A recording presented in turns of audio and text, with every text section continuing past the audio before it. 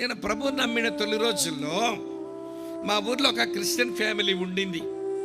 సరే, వాళ్ళ ఇంటికి అప్పుడప్పుడు అడపా తడపా పోయే వాళ్ళం.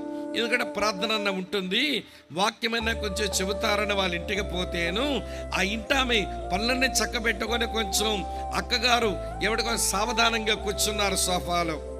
నేను నన్ను ప్రభువులో నడిపించిన వాడు మేము ఎదురుగా కిందనే కూర్చొని ఉంటే ఏదో సంభాషించుకుంటే పాడు సంభాషణ వల్ల ఏం ప్రయోజనం అని నేనే అన్నాను, అక్క మీరు ఎలా మారు మనసు పొందారు, మీరు ఎలా రక్షణ పొందారు, కొంచెం సాక్ష్యం చెబితే ఏదన్నా నేర్చుకుంటాం కదా, చెప్పండి అక్క అన్నా నేను.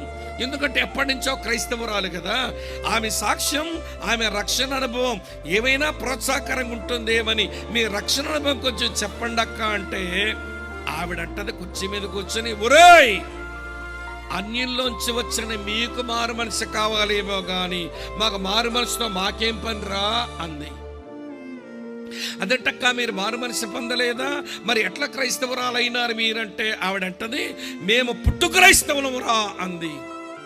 ఏ క్రైస్తవురాలంట? పుట్టు క్రైస్తవురాలంట, పాపిస్తురాలు. ఈరోజు చాలా మంది పుట్టు క్రైస్తవులు అంటారు, పాపిస్తోళ్ళు. వీళ్ళకి మారు మనసు, పునర్జన్మ అనుభవం, ఏమండి పైనుండి జన్మించిన అనుభవం, తిరిగి జన్మించిన అనుభవంతో క్రైస్తవులు అవలా. వీళ్ళ అమ్మా బాబులు క్రైస్తవులు, వీళ్ళు క్రైస్తవులే తగలడ్డారు ఈ క్రైస్తవ్యానికి.